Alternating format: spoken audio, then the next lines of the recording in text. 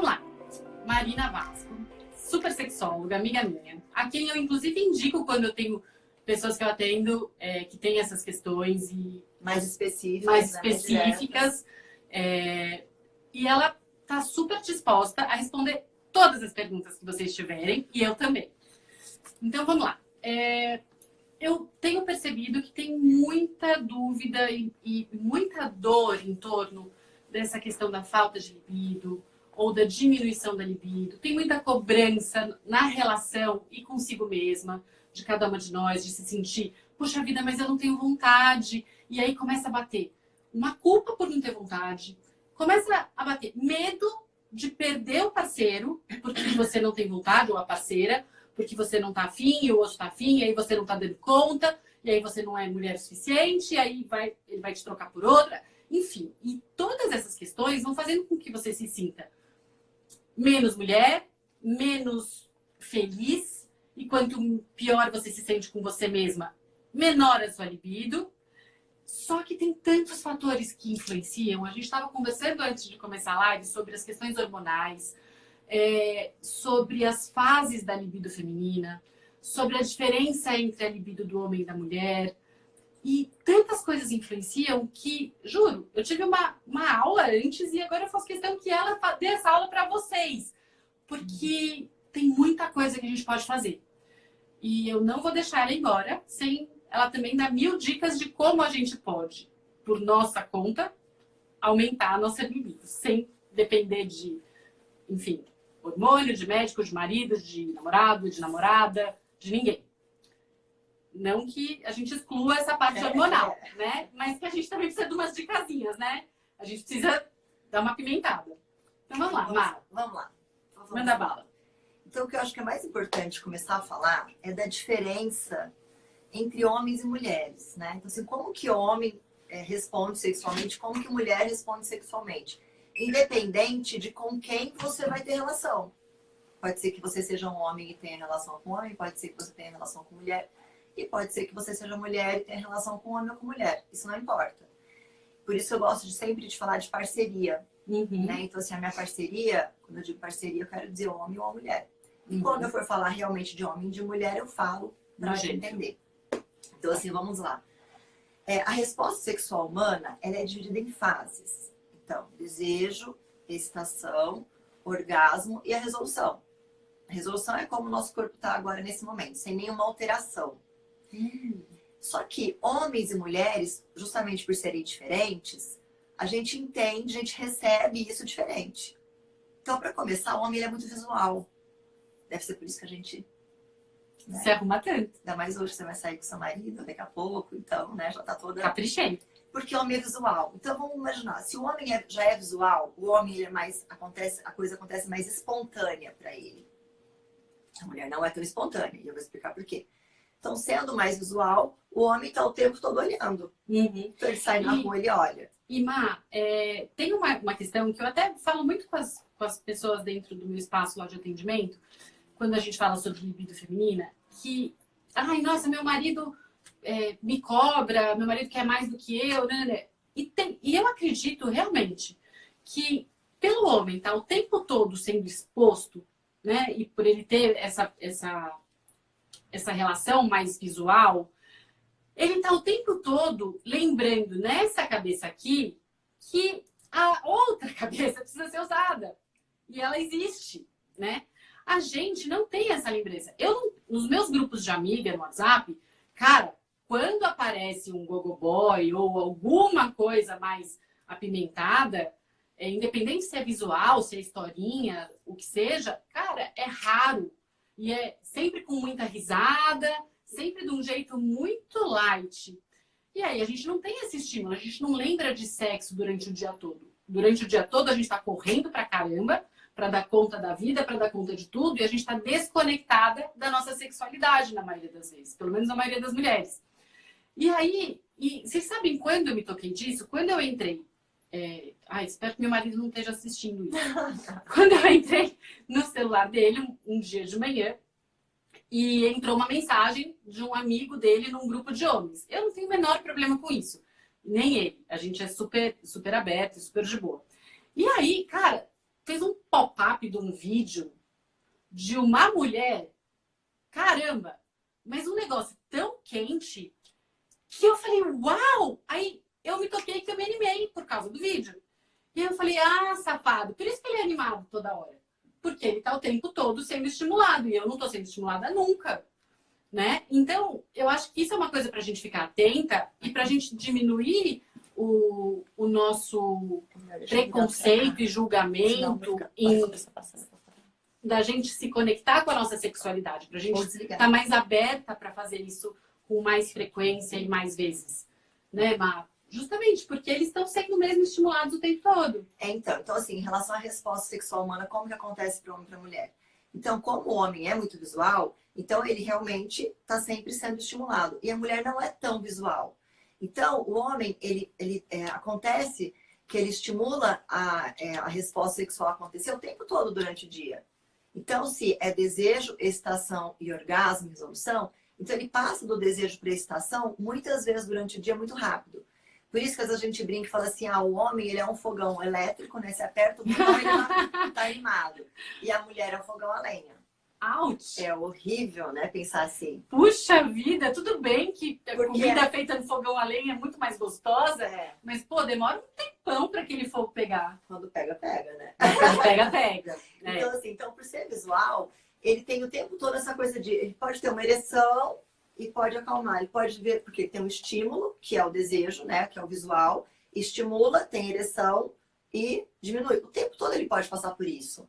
Né? É claro que se ele der quantidade a isso, ele vai chegar ao orgasmo. Mas não necessariamente. Mas não é o caso o tempo todo, porque você não pode fazer isso o dia inteiro, né? Você tá trabalhando, tem outras coisas para fazer.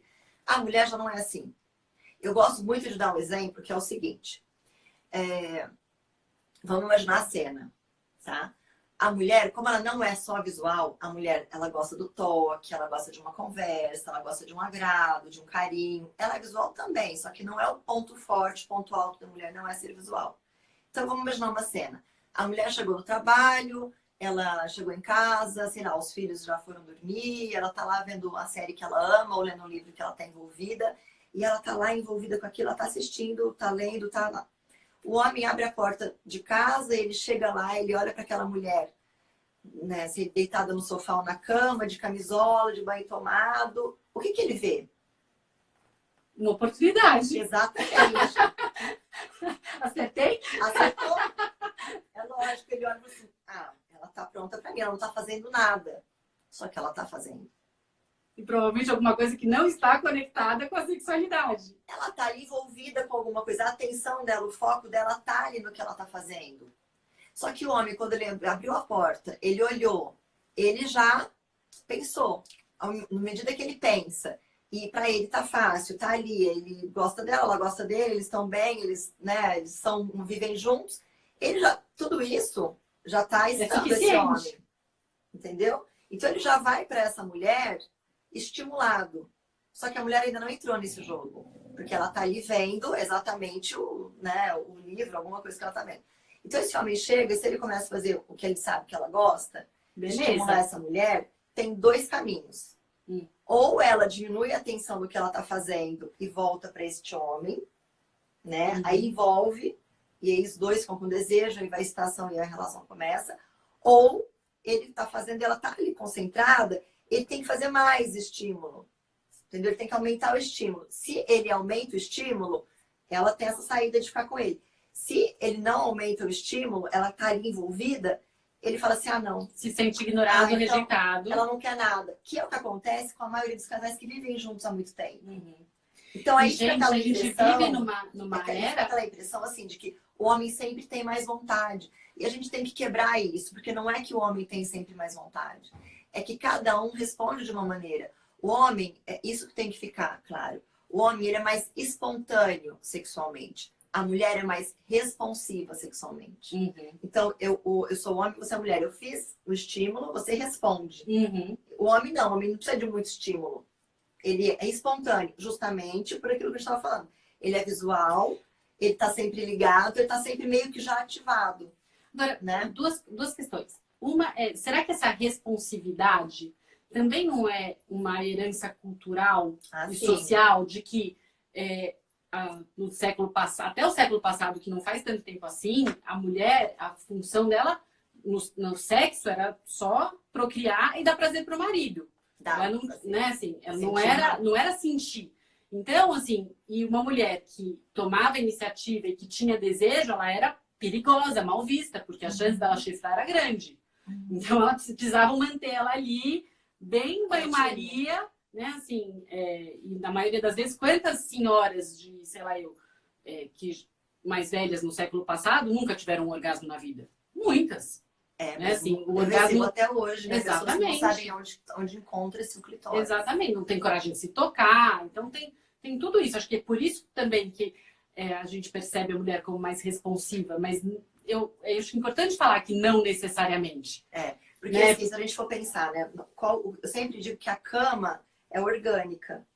Os hormônios precisam estar em dia para a gente ter todo esse movimento, essa resposta sexual espontânea ou responsiva. Mas vamos pensar, a gente vive numa cultura que é machista, aí tem o país, a região, a família e a cama. E a pessoa. E cada um veio de uma família. Independente se é homem ou se é mulher. E aí dá um match ali, né? E aí começa. Aí o negócio começa. Né? E aí uma coisa que você falou, Má, que eu achei muito legal, que foi a mulher tá ali prestando atenção no livro, numa série e tal. E a gente vive numa era, principalmente com a tecnologia, onde a gente tudo chama a nossa atenção para fora do momento que a gente está vivendo.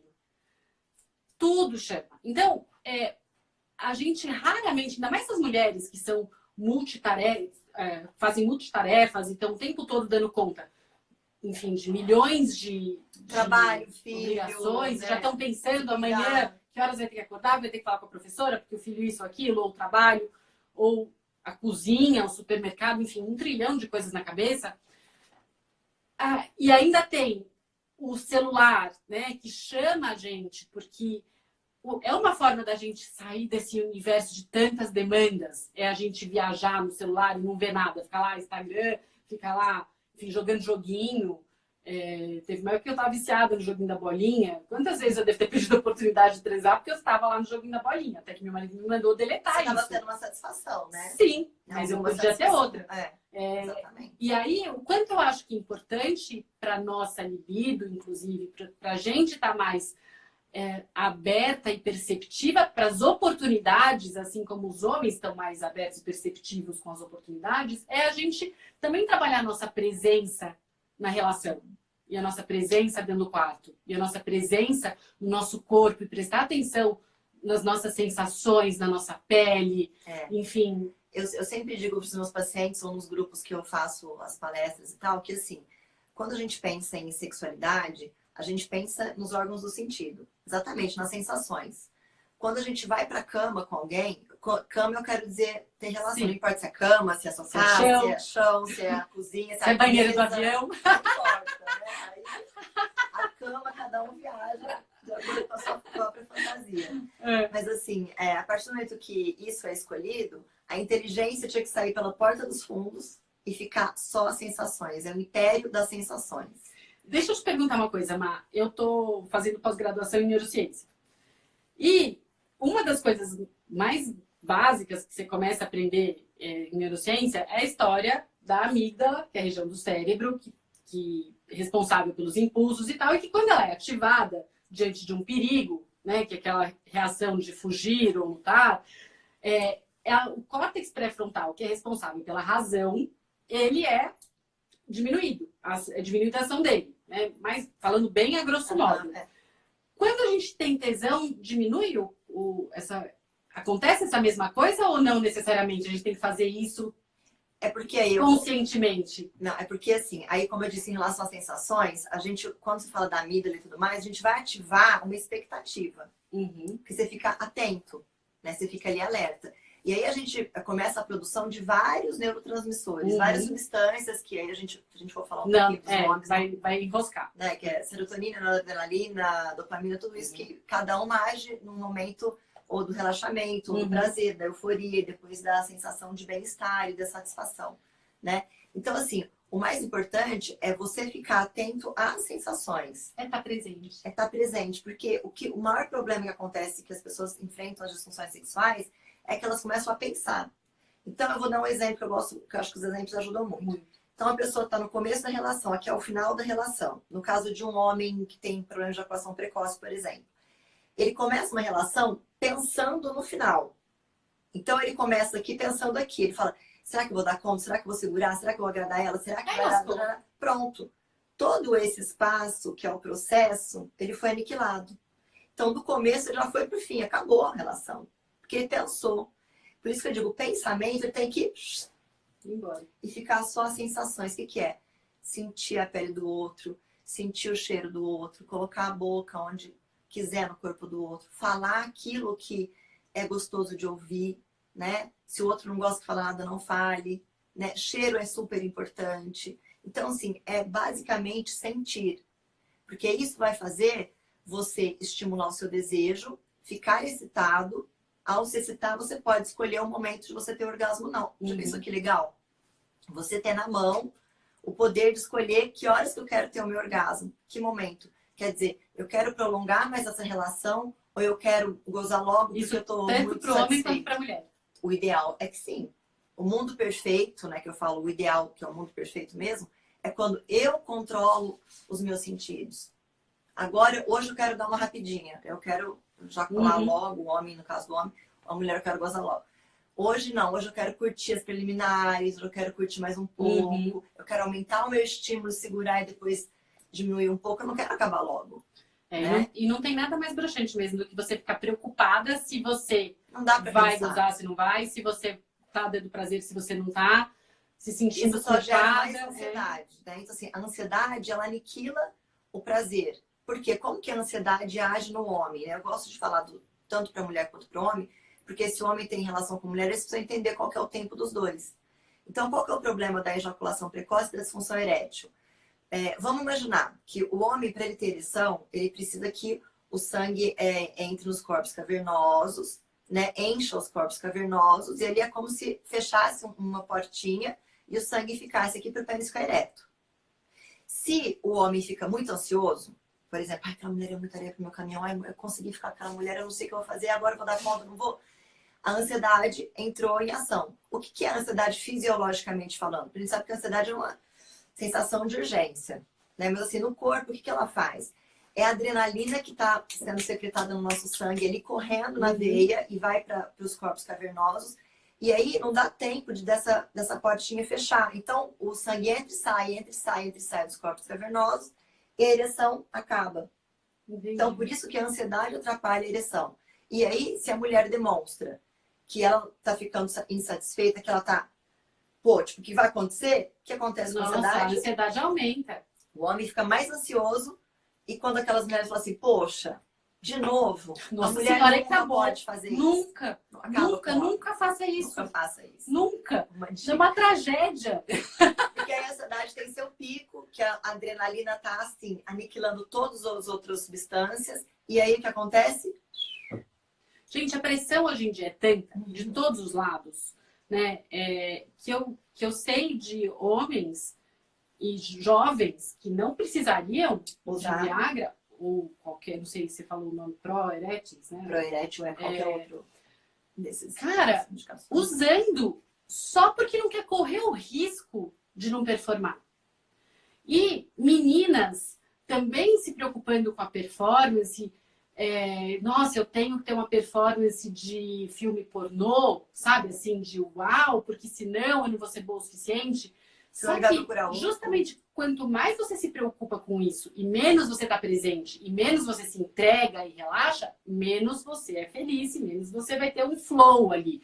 E quando a gente fala desse flow, que é maravilhoso, é quando você realmente, se tiver alguém olhando, você nem repara, porque você está tão entregue, você está tão envolvida que nada mais importa no planeta do que estar ali. E é isso que é maravilhoso. É muito importante, porque essa coisa do celular, né?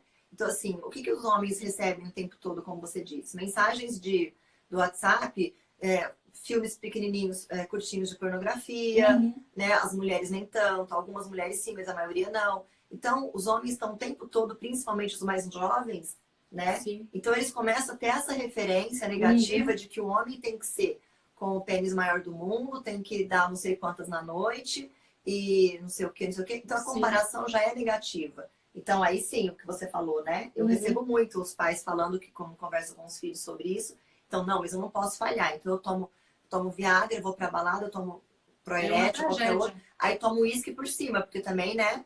Porque pra diminuir a ansiedade. Então, assim, o Proerétil, ele ajuda na ereção, só que quando você tá naquele momento onde você identificou que é importante, não que você vai achar que vai ser importante. Né? E se você tem algumas falhas, é importante sim essa medicação. É ótima essa medicação, quando é bem indicada. Mas Agora, não por medo de não, performance sem nenhuma justificativa. não para alguém que ainda nem começou direito à vida sexual, como os meninos mais novos, que hoje em dia eles começam mais Muito cedo. preocupante Com isso. 13, 14 anos, os meninos estão começando a ter relação, o que é super preocupante. E as meninas também, elas começam a se comparar com essas mulheres, que elas sabem que eles recebem, né, de E filmes. acham que é por aí que vão agradar. E elas acham que tem que ser. E essa é a pior cilada que as mulheres podem cair. Concordo. Né? De se comparar com Até as mulheres. porque nos filmes pornôs tem a objetivização das mulheres, né? Tem um cuidado muito chulo, né? Assim, com a mulher. E a gente, desculpa, a menos que seja um fetiche, e aí tá tudo certo, mas é difícil a gente ter tesão se a gente não tá se sentindo respeitada, honrada e valorizada. Isso né? você falou é importante de a mulher ser olhada como objeto, né? A mulher não quer ser vista como objeto. E aí a Ela gente quer não ser pode vista se colocar e permitir que isso aconteça na relação. E para isso a gente precisa estar presente, a gente precisa estar atenta, a gente precisa honrar o nosso eu, a nossa verdade e falar, olha, eu gosto disso, eu sou assim, eu me conheço, eu me amo e eu amo estar com quem me honra, me respeita e me ama, sabe? Assim, nessa... E a partir do momento que a gente faz as nossas próprias escolhas, né? Eu escolhi estar com aquela pessoa, eu escolhi, então eu me entrego. E assim, e se permitir estar numa relação, independente de se eu tô com celulite, se eu tenho peito grande, se eu sou igual a mulher, não importa, ninguém é igual. Então, sexualmente falando, no momento que você se entrega para a relação, você deixa a comparação de lado, porque você é a única naquele momento. Né? Aquele momento é único. Então, você é linda, é maravilhosa, é gostosa do jeito que você sabe se sentir. Por isso que é importante a mulher se conhecer.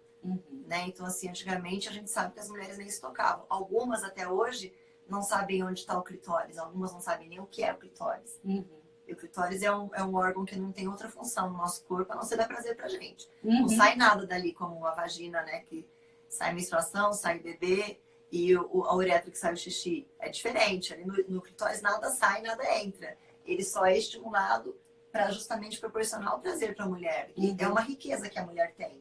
É um presente. É um presente. E o homem não. O homem tem uma via ali que é a uretra, que dali que vai sair o esperma, dali vai ser xixi. E é naquele buraquinho e pronto, né? Eu não estou diminuindo o homem de jeito nenhum. Mas eu estou querendo dizer que a mulher ela é tão mais complexa anatomicamente falando que às vezes ela não se permite se conhecer, porque ela acha que é aquilo e pronto, né?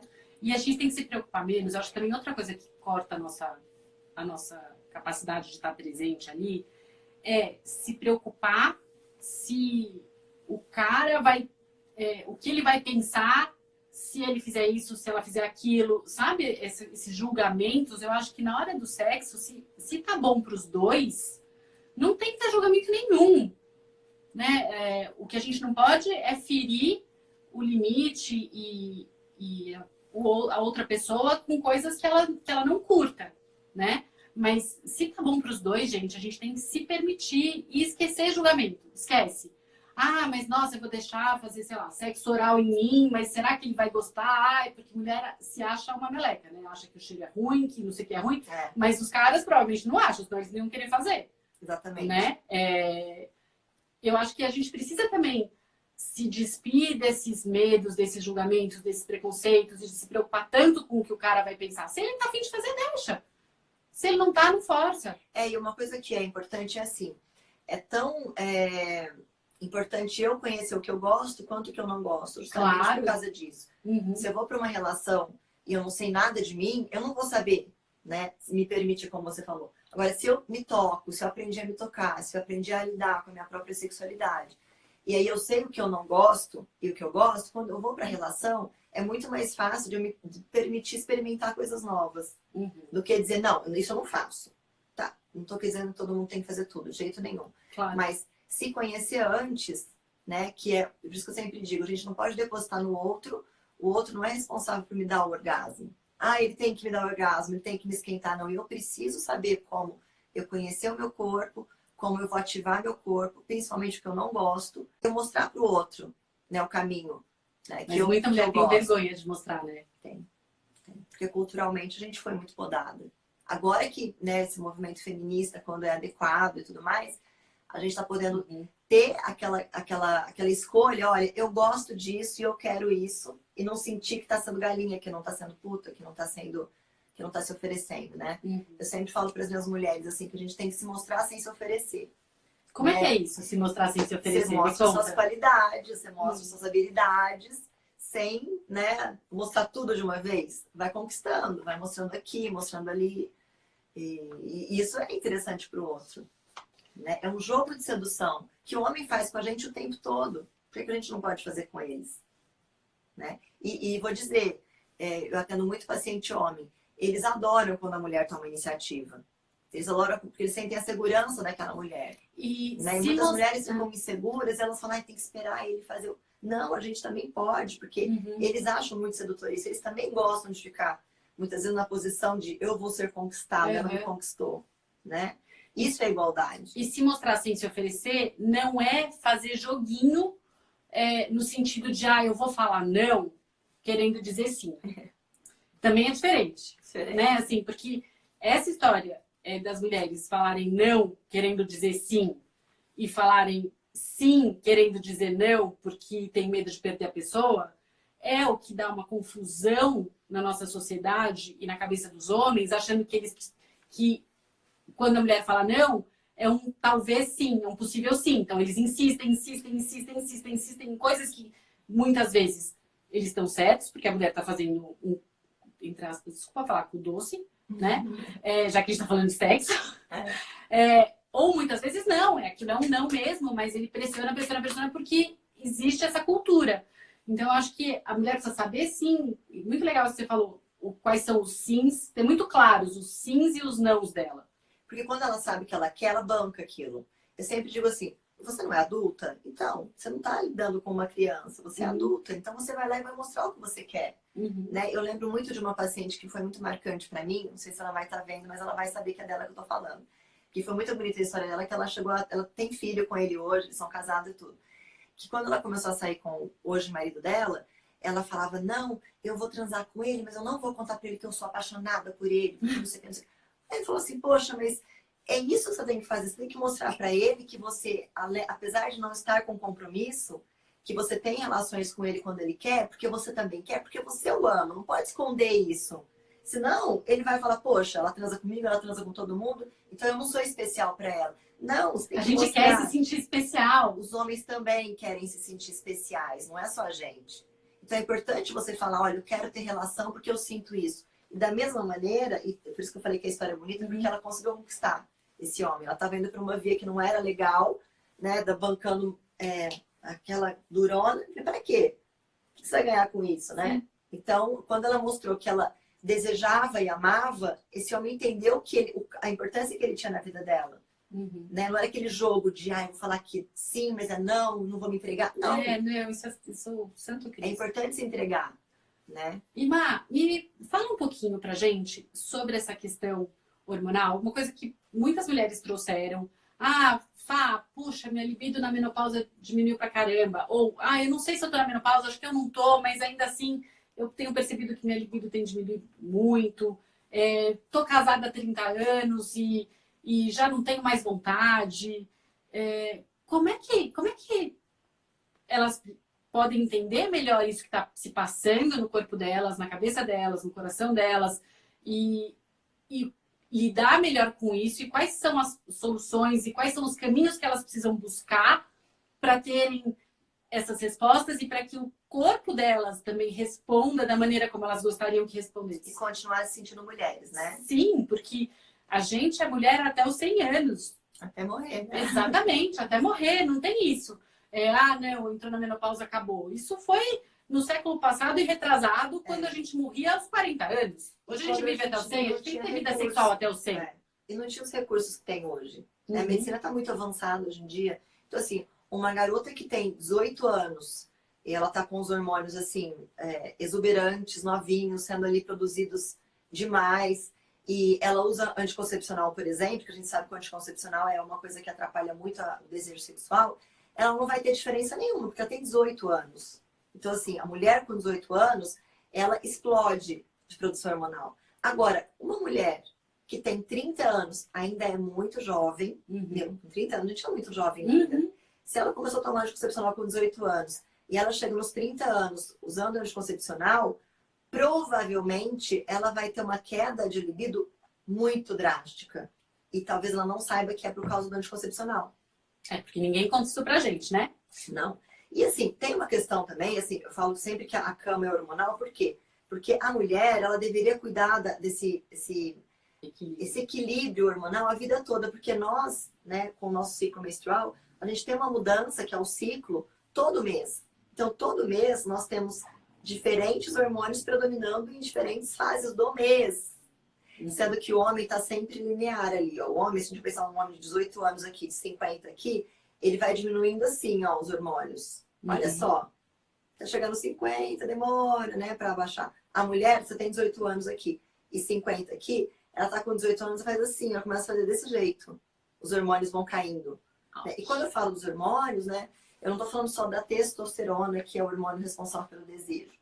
Para o homem, ela é mais importante, mas para a mulher, ela também tem a sua importância. E quando a gente usa anticoncepcional, a gente aniquila a testosterona. Mexe também com o estrogênio, que é o hormônio feminino, que é super importante, mas assim, é automático. Começou a usar anticoncepcional, a testosterona ela é rebaixada ali no organismo. Então, isso tem uma importância muito grande, né? E aí, eu até perguntei pra Marina, assim, falei, nossa, Marina, mas todo anticoncepcional, até o DIU Mirena, por exemplo, ela falou que sim, até o DIU. Então, assim, mocinhas que estão usando DIU Mirena e estão sentindo a libido diminuída, pode ser o hormônio do DIU, sim.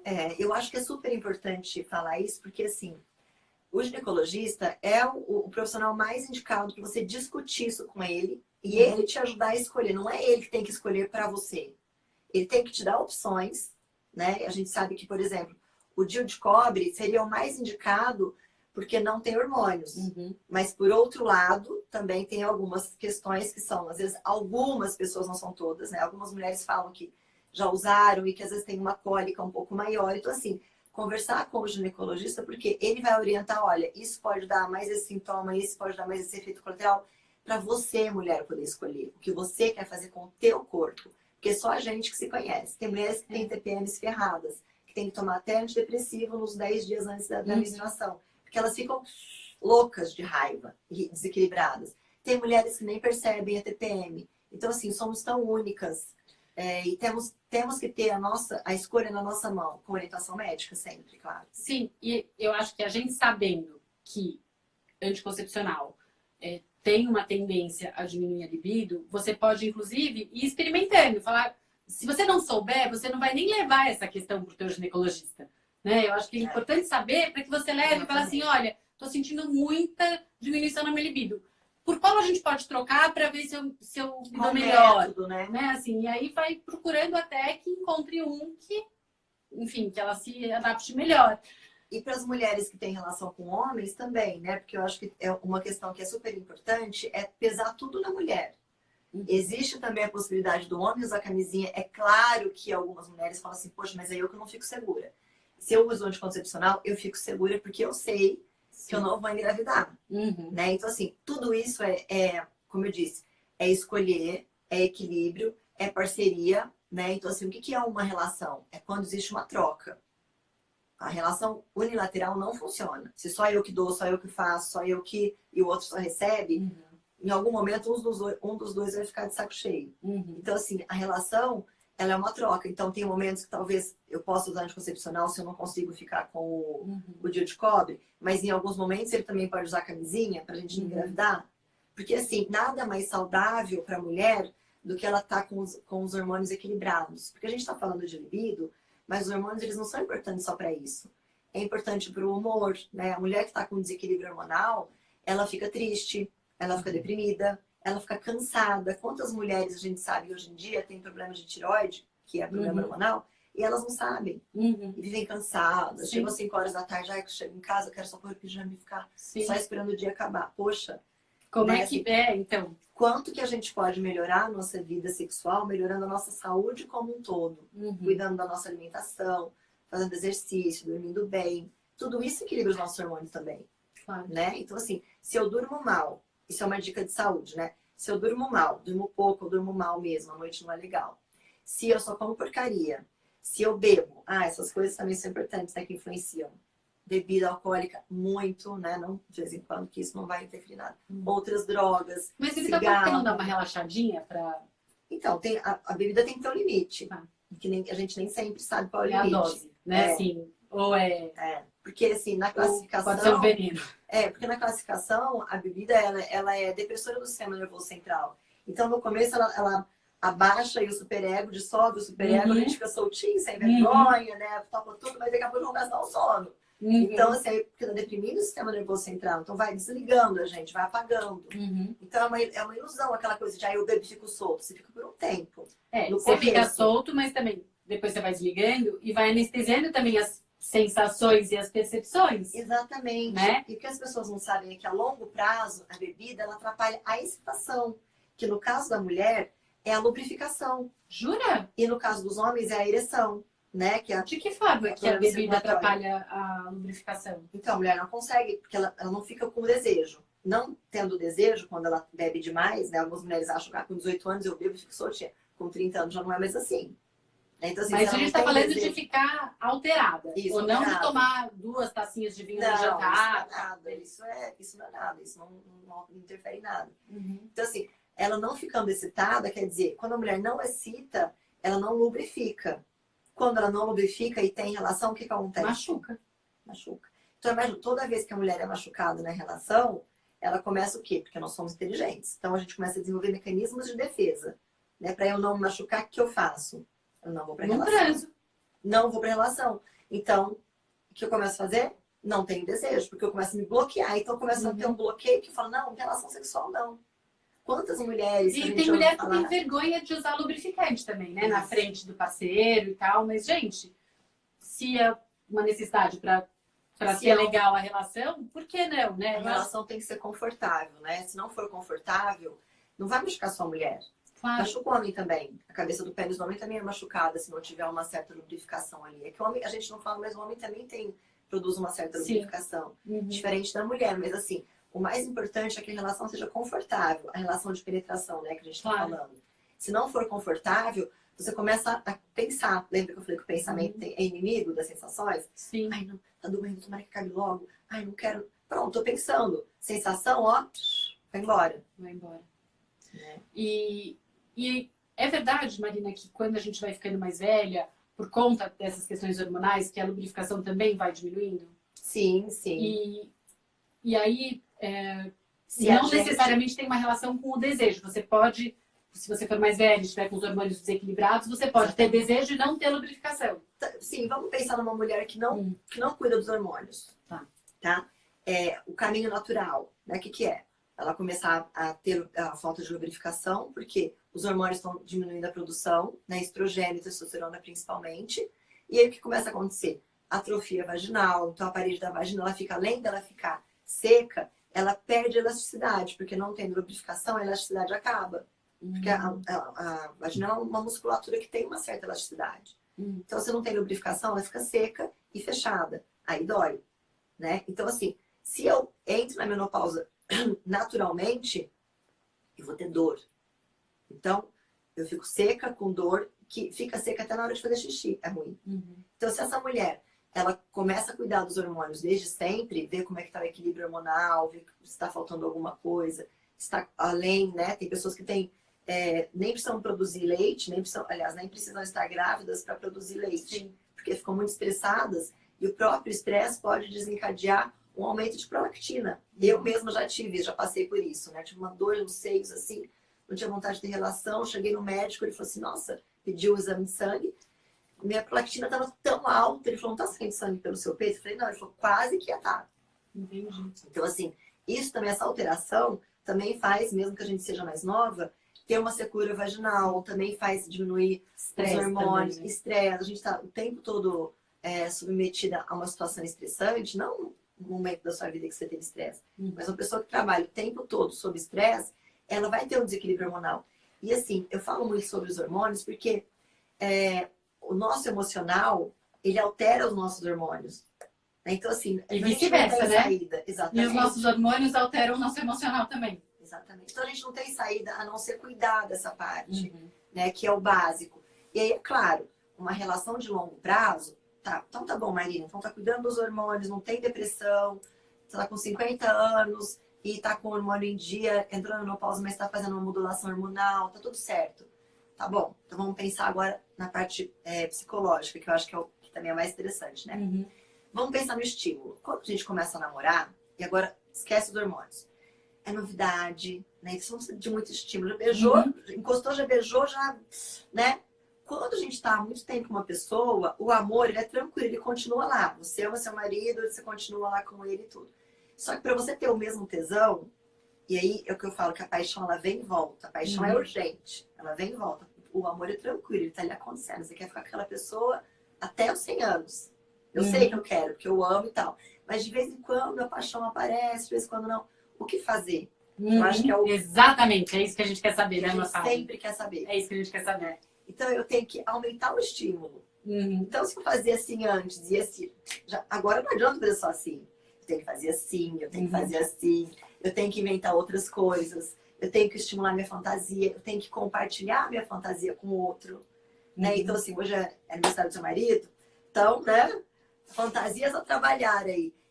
Muitas mulheres têm vergonha de compartilhar a fantasia. Eu vou contar uma fantasia que uma paciente minha tinha, que é o maior absurdo do mundo, tá? De simples. Só que para ela era um tabu. E eu trabalhava com esse casal e chega um momento que eu falo, agora vocês vão estimular as fantasias e deixar fluir e vocês vão contar um pro outro. Porque isso faz parte do terapia de casal. Conte, compartilhe, fale no ouvido. Se tá com vergonha, apaga a luz, fala na hora de dormir. Mostre, se mostre, né? E aí, olha só, depois de muito tempo, olha o que ela falou, qual era a fantasia que ela tinha, que ela falou pro marido dela. Que ela tinha maior tesão de pensar que ela ia colocar uma música e ela ia transar no ritmo da música. Quer dizer, isso não é nada, né? Só que pra ela era uma fantasia, assim, era um tabu. Que quando ela contou pra ele, ele amou e foi fácil de fazer. Porque, assim, essa é fácil, essa é boa. tem a coisa mais simples do mundo, você coloca uma música que você gosta e transa, tem relação no ritmo daquela música. É um embalo delicioso. Só que pra ela era o maior tabu. Era uma fantasia que ela tinha vontade, que ela não tinha coragem de contar. E claro, tem outras fantasias muito mais quentes, né? Mas assim, pra ela essa era super quente. Então assim, quando você compartilha a fantasia, você fica leve pra poder realizar a fantasia. E quando as mulheres nem pensam em fantasias? Quando você fala, nossa, qual que é a sua fantasia? Putz, não tenho a menor ideia, nunca parei pra pensar sobre isso. Aí me procura que eu vou trabalhar no consultório. Então, justamente. E aí você dá a dica, você começa a falar, olha, existe esse cardápio de, sei lá, 50 fantasias. Quais delas você gostaria de viver? Assim? Porque, não, eu não faço exatamente isso, mas assim, vamos pensar, nós, mulheres, nós não fomos estimuladas a falar o que a gente pensa, o que a gente quer. Então, a gente, desde muito cedo, a gente sempre foi estimulada a guardar, a esperar. Então, o trabalho que eu brinquei que eu faço no consultório é assim, olha, quando você tá andando na rua, olha as pessoas, olha as situações, não fique se criticando, ninguém tá sabendo o que você tá pensando.